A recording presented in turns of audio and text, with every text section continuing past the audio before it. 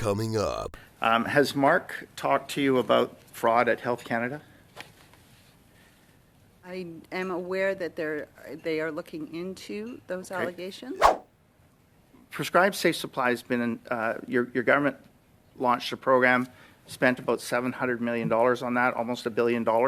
What work did PHAC do prior to, or your department do prior to launching that to study the evidence that Safe Supply was indeed safe? You've said in this committee, you've said on Twitter that you're not concerned about the diversion because it's not widespread. So can you define to us what exactly widespread is? This guy's garage. Like and subscribe. I have a lot of questions, but first I know you probably saw Minister Duclos and Minister Anand's press conference on fraud yesterday. Has Mark talked to you about fraud at Health Canada? I am aware that they are looking into those allegations. So you're aware of some investigations mentioned yesterday pertain to Health Canada? I know that there are investigations that are ongoing. Okay. So are any of the new 5 to 10 cases being examined from your department? At this point in time, I am not aware that they are. Okay. So, okay. Thank you. There are investigations underway that involve PHAC. PHAC also crosses not just my department, but Minister Holman's. Okay. Thank you. You're welcome. Okay. Thank you. Minister, is diversion illegal? Yes, it is. Okay. Thank you. Minister, is London Intercommunity Health Centre receiving funding through SUAP this fiscal year? Yes, it is. Okay, thank you. Minister, have you read the new letter from 72 BC-based addictions doctors blasting so-called Safe Supply? I have read the letter, and I've met with many of the experts Okay. and physicians with regards to Safe Supply. Thank you. Minister, when Dr. Sera was here the last time, she mentioned that she admitted knowing that some of her prescriptions get diverted. Question, why is her clinic still receiving funds, taxpayer funds? Thank you for the question, and as I've said in this committee before, I take diversion very seriously, as do all of our department, and at that time, we asked officials to thoroughly review the protocols of all of our 21 Okay, Safer so has Supply the funding been projects. cut off? Your testimony just prior to that was that she is still receiving funds. Her clinic is still receiving funds. Taxpayer funds that are going to, what you said, to a clinic that is prescribing Safe Supply, that they know, the prescribers know, some of it is being diverted.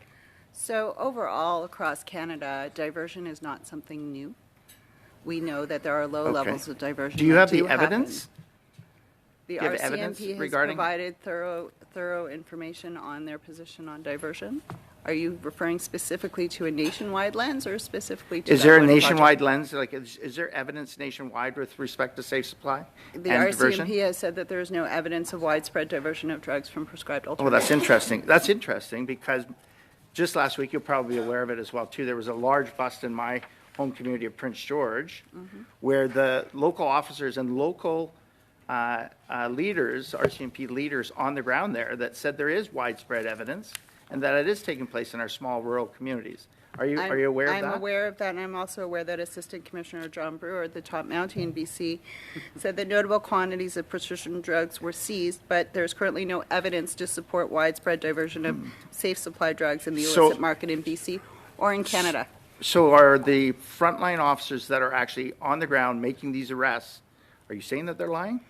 I'm saying that the data is showing us from drug analysis seizures over the past 10 years, including when the Conservative government was in power, that there's been no increase in diversion of hydromorphone over the last 10 years based on the samples. So there was no... So from your previous government's So how long has the administration until SUAP now, program there's been been in no place? change. How long has the SUAP program been in place? Pardon me? How long The is SUAP this? program is ongoing, and the next round of funding will be for the next 2 years. Okay. Minister, how much... So prescribed Safe Supply has been in... your government launched a program, spent about $700 million on that, almost $1 billion. What work did PHAC do prior to, or your department do prior to launching that to study the evidence that Safe Supply was indeed safe? So I've just returned from Vienna, where I was at the UN Drug Commission meeting with counterparts such as Switzerland, Portugal, and many other countries who have long-standing evidence of the importance and value of But I didn't ask that. alternatives. I asked what work So was there's done ample prior to. I'm answering your question. You've But asked no, what you're saying that evidence- you attended. What work was done prior to, by your department, prior to launching that? That was my question. We are relying on evidence of other jurisdictions to begin our evaluation Is it- of what would work Is it here. scientific evidence or is it Absolutely. anecdotal evidence? No, it is not anecdotal evidence. Switzerland has a long-standing prescriber. Because it's prescriber interesting. So model. are the 72 doctors and indeed the other 42 leading addictions specialists, are they lying when they say there's no scientific data beyond 7 weeks at the 1 week mortality rate with Safe Supply? I reject the premise that anyone is lying. As I said in my opening remarks, we value the opinions of experts, those with living experience, and clinicians, and we include all of them in our contemplations and deliberations. One question, Minister. Can you table with this committee the work that was done prior to the evaluation, the long-term evaluation that the department did prior to launching the prescribed Safe Supply, taxpayer-funded Safe Supply? I'll pass it to ADM Costins, who was a key policy participant in the program. Thanks for the question, Mr. Chair. There was an expert advisory group that tabled a report prior to launching the projects. Happy to provide that to the committee. That would be great. Thank you.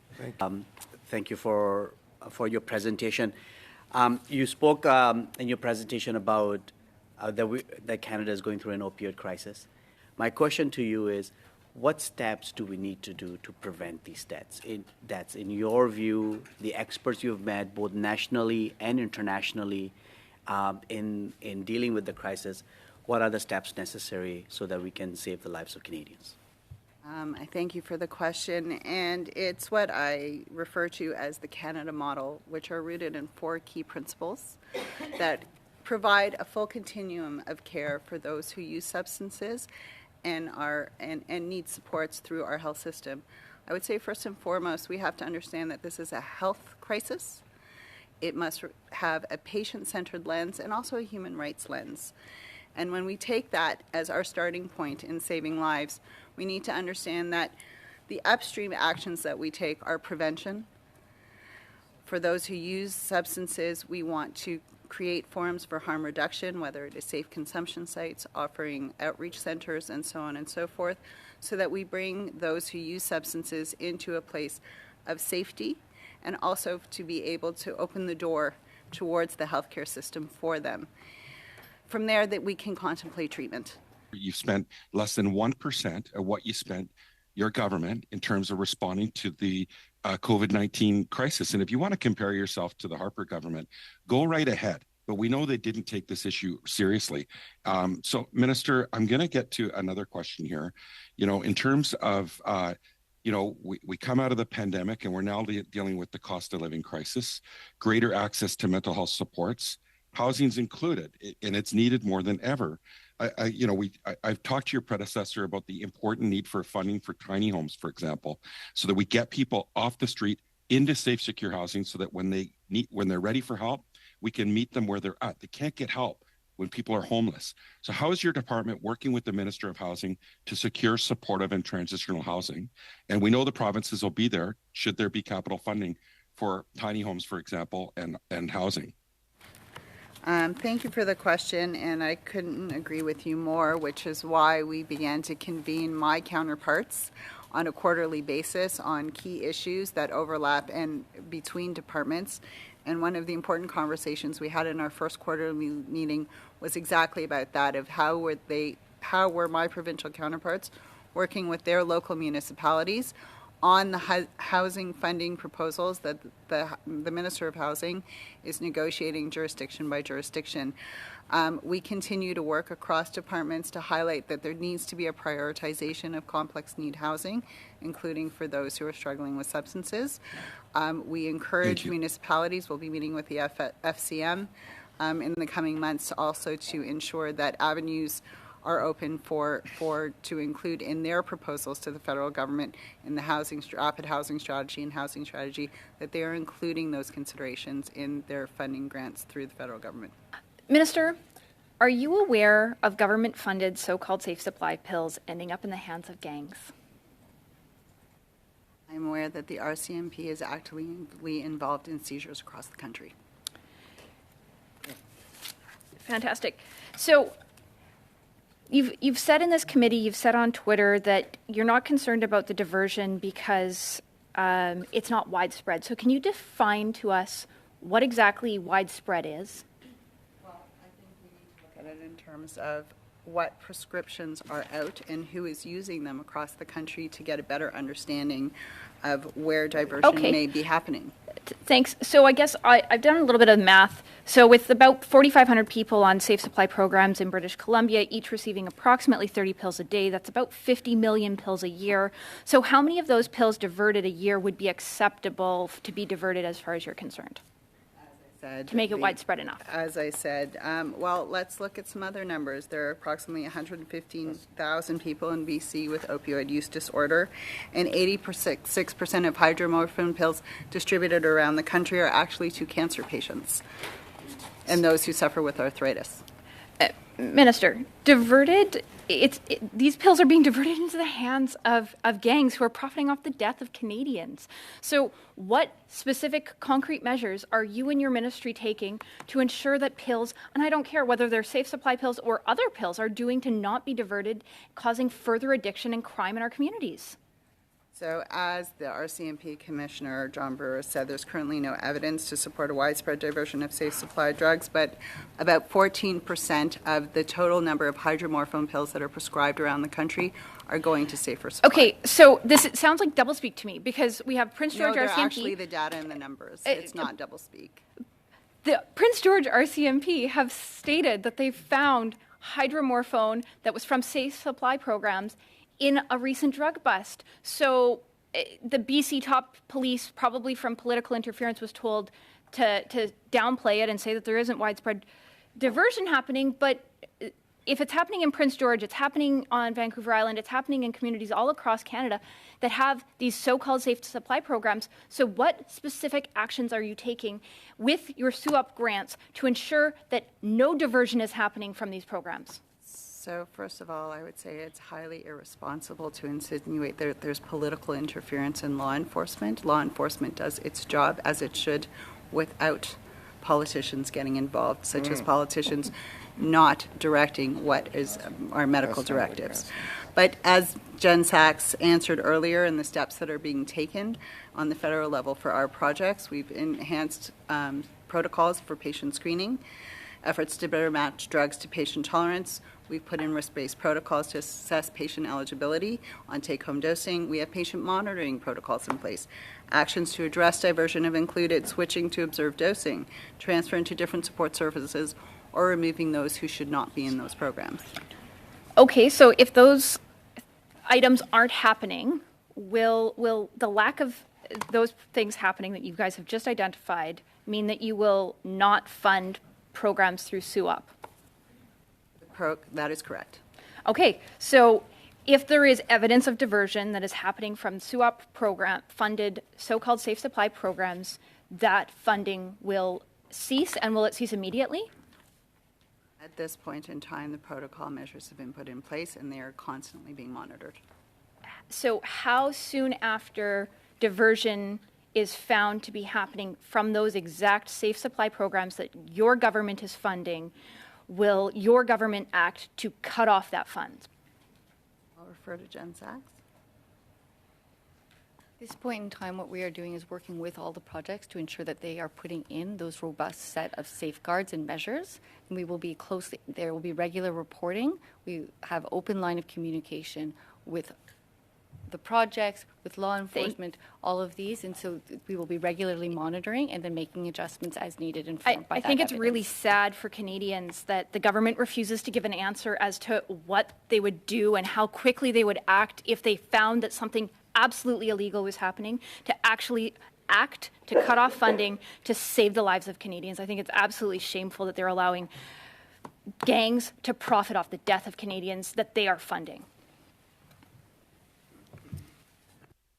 Care to take a few minutes to respond to that, or shall we move on?